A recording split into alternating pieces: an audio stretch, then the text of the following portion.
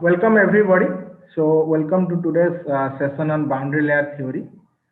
So very good afternoon. So in this 45 minutes lecture, we are going to cover certain aspects of the boundary layer theory, just historical perspective, what was the idea that provoked the development of the boundary layer theory growth over a flat plate, the similarity solution, what is the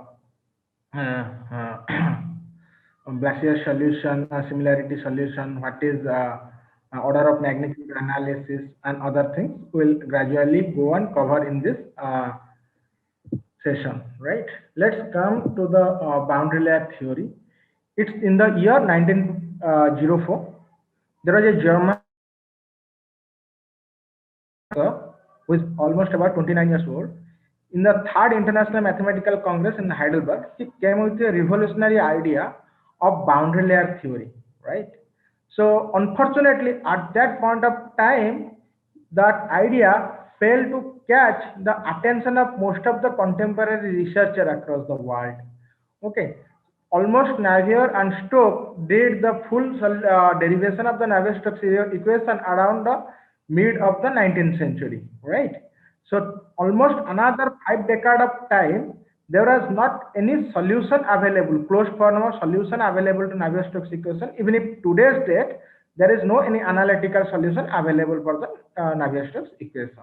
So in the beginning of 19th, 20th century, what will happen? Wright brother invented the aeroplane.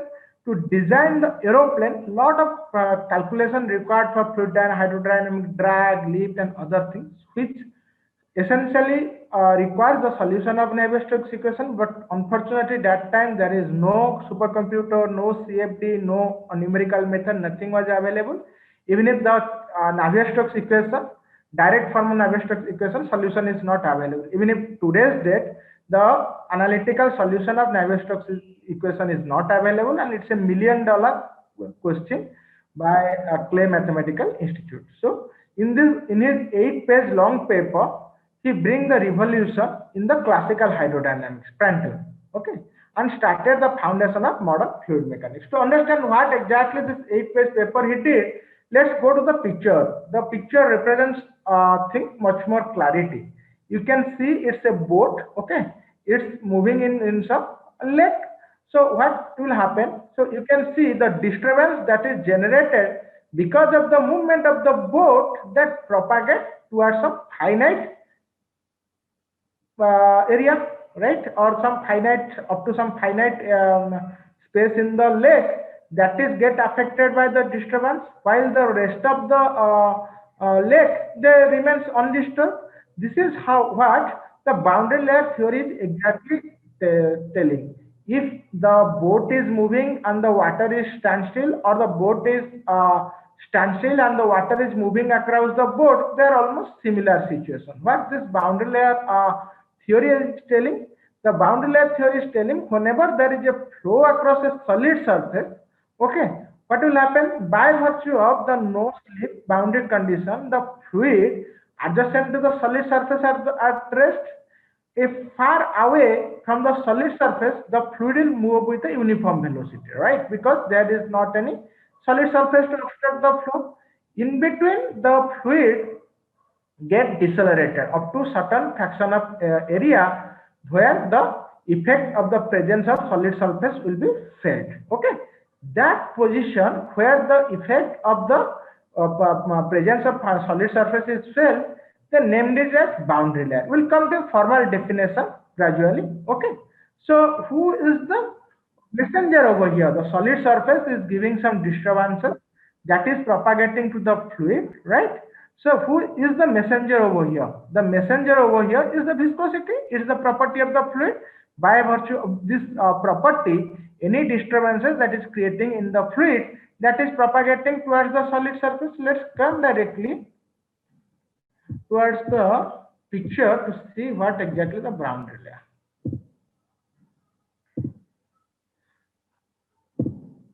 Okay, let's see. This is a simple picture. Hope all of you might have gone through it earlier. So what will happen? A uniform stream of fluid is coming, that is showing in the orange color at the here, with some velocity u infinity, right? when the uniform stream of fluid is coming, this is my flat plate which is at rest condition, right? So this uniform stream of fluid, while it is coming, it directly hits the start plate over here. We can tell it x0 position. Then what will happen? Once it hits the plate, so what will happen? The fluid which is adjacent to the solid plate, they will be at zero velocity because of the no slip boundary condition. The solid will not allow any tangential velocity to be growth just adjacent to the surface. So the fluid which is just adjacent to the surface, which is at zero velocity. Gradually what will happen? That layer will restrict the motion of the next layer of fluid. The next layer will restrict the subsequent. Gradually up to certain distance, the fluid motion will be restricted, right? So after that, again, after a certain layer, again what will happen? The fluid motion will be undisturbed, means the fluid will pass through the same velocity u infinity, right?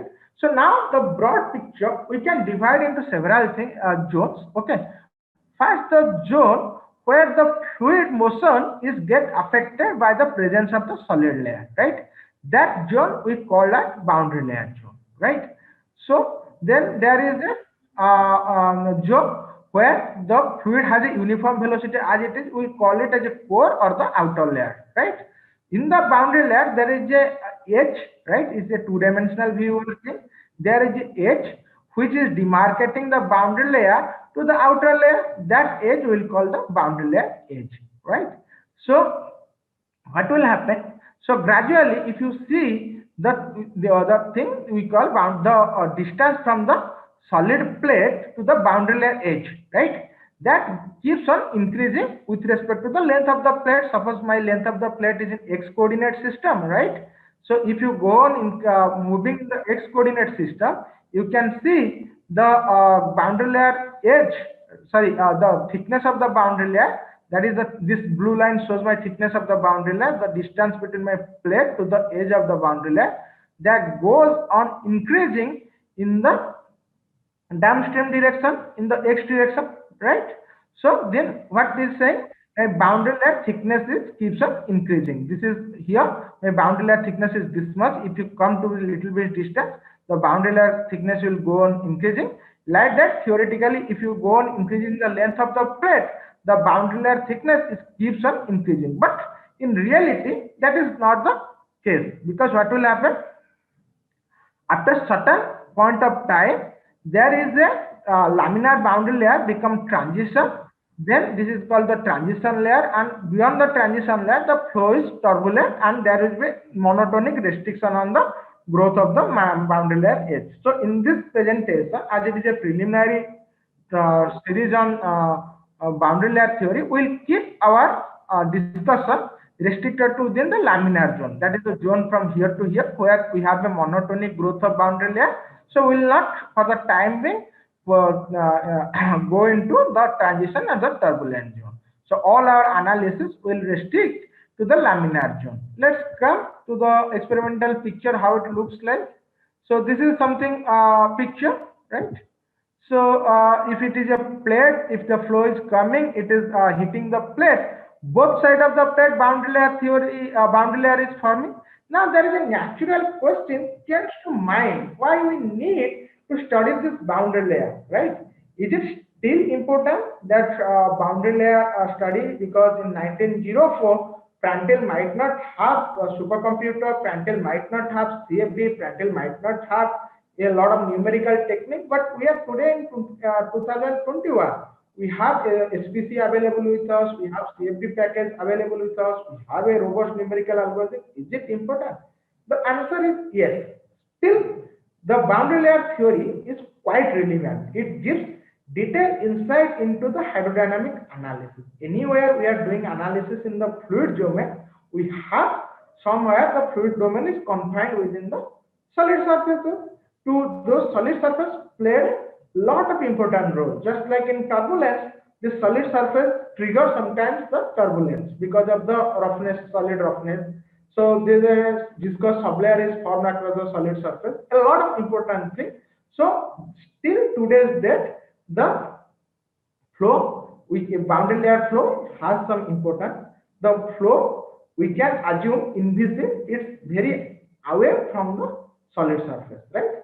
The viscosity or the property of the fluid, the viscous property of the fluid is somehow restricted near the solid surface. Still, even if after 120 years of the discovery, the boundary layer phenomena has a great relevance to us to analyzing to a lot of day-to-day flow and its application. Let's come. So, what are the boundary layer other things, the mathematical equation and all?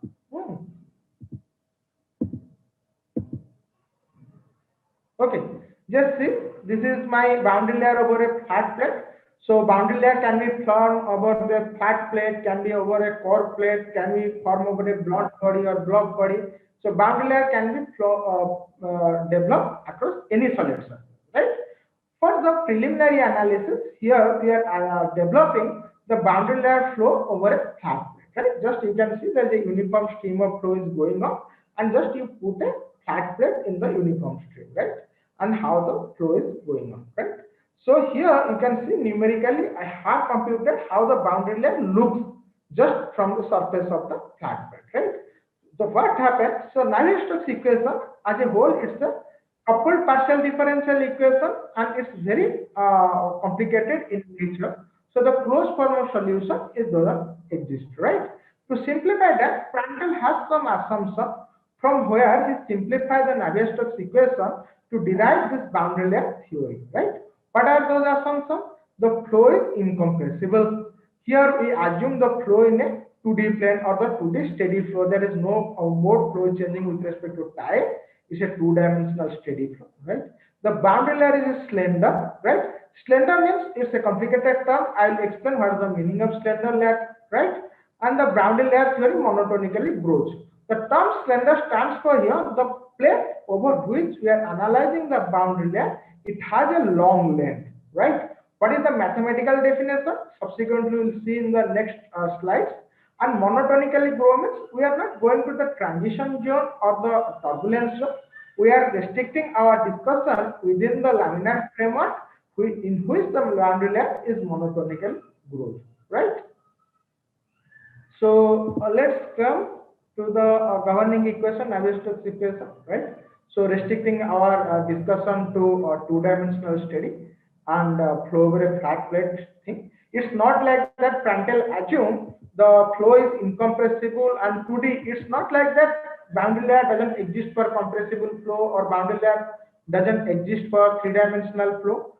Boundary layer exists for compressible flow. Boundary layer exists for three-dimensional flow. But for the sake of simplicity, Prandtl first assume the 2D and incompressible flow, which is very primitive and it's a very good thing to understand something theoretically. Let's go see the Navier-Stokes equation in the two-dimensional space, right?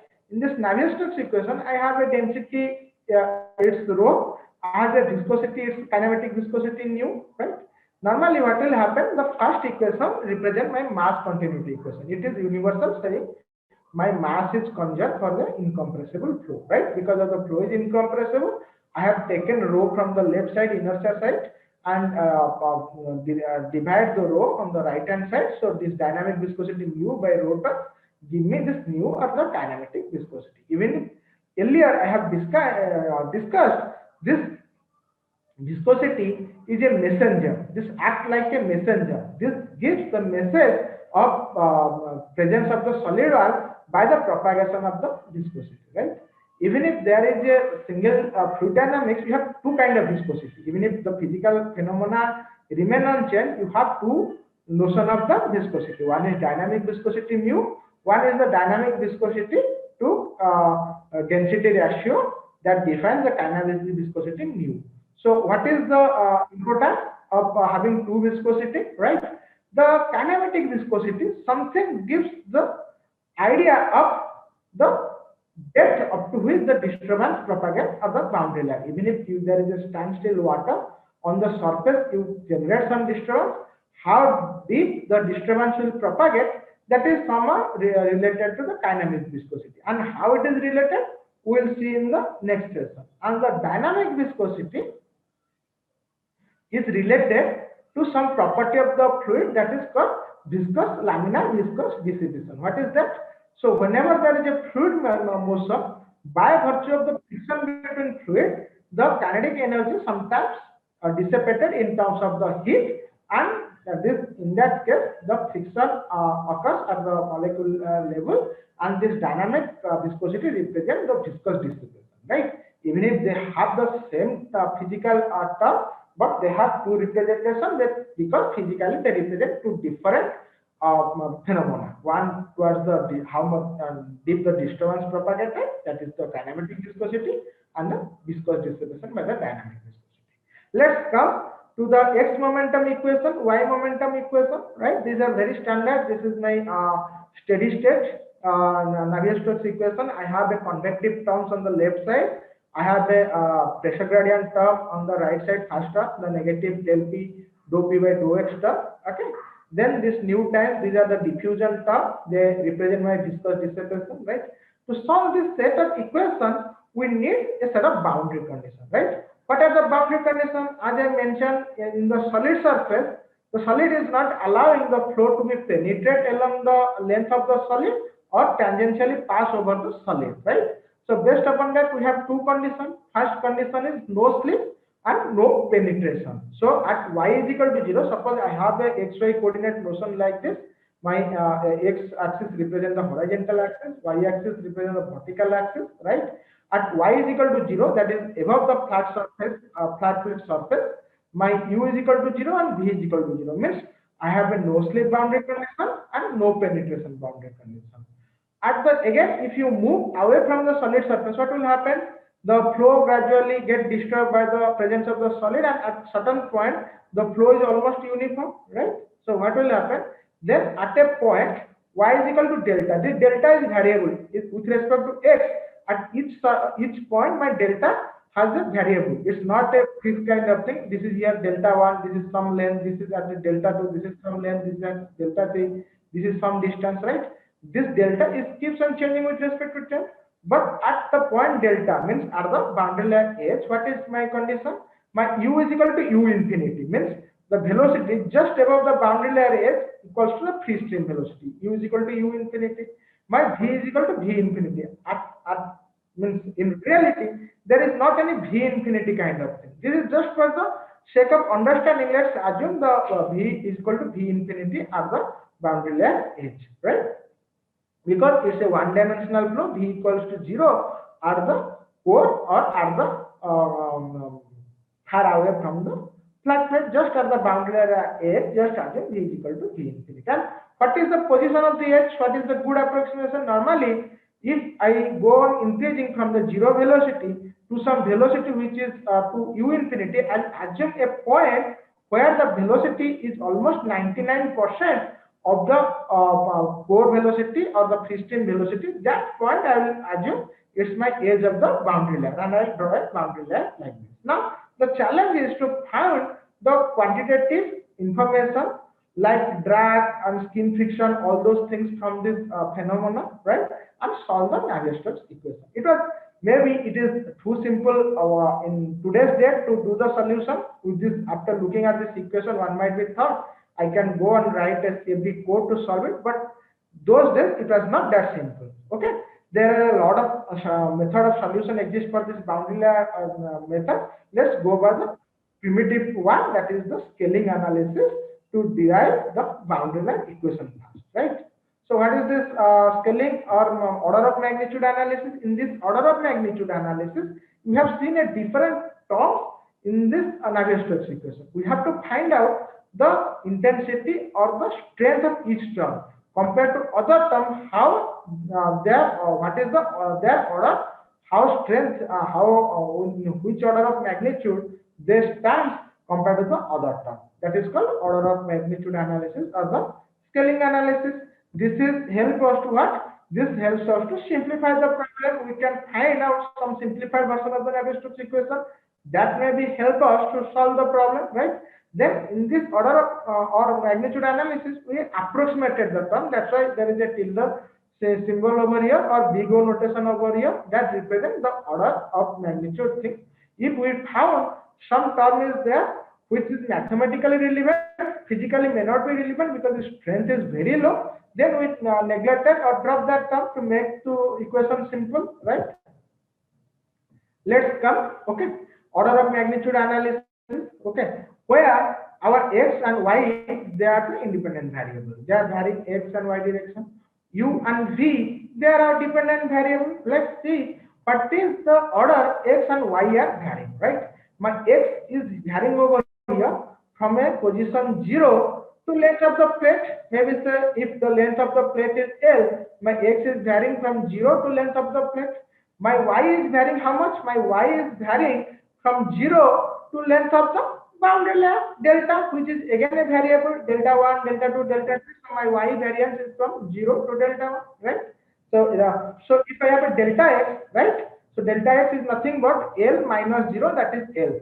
If I have a delta y, that is nothing but the thickness of the boundary layer itself, delta minus 0, that is the delta, right? Delta y equal to delta. So what is the variation of u and what is the variation of the v? My u is varying somewhere from 0. Here in the first u is reaching at u infinity. So what is the total variation in u? The variation is u is equal to u infinity minus 0, that is delta u equal to u infinity. The variation in the v, I assume it's a v infinity is the velocity of the boundary layer. So it's from v infinity to 0. So v infinity minus 0 equal to v infinity, right? Let's come to the scaling analysis of the mass continuity equation, right? This is my mass continuity equation. Here, each term I have to do some approximation. So delta u by delta x, right? I have to assume what is the value of delta u. The delta u value, from here I find out delta u value is nothing but my u infinity, right? Delta v value is equal to v infinity. Delta x is equal to L, delta y equal to delta, right? Small delta. Just put all those values over here, right? After putting all those values, substitution over those things over here, you will find an expression u infinity by L is same order of magnitude as v infinity by delta. These both terms need to be same order of magnitude, right? There may be opposite sign because they have to be positive and negative term. When they sum, they should be give 0, but they have of same order of magnitude. If this is 20, this has to be minus 20. If this is 50, this has to be minus 50, kind of thing. The order of magnitude is same. From the first scaling analysis, what we'll get? We'll get that hypothetical v infinity term. The v infinity term is nothing but u infinity into delta by L, right? So u infinity is my free stream velocity, which is physically defined. Delta is my boundary layer thickness. L is my length of the plate, right? Earlier I have used a term slender, right? So what is the mathematical definition of a slender? If my plate is of very long thickness, very long thickness, L is quite high compared to the delta. If my L is very high, so what will happen to the ratio of delta by L? The ratio of delta by L simply approaches to 0, because in the denominator we have a very big term, in the numerator we have a small term, so the ratio will be approaches to 0.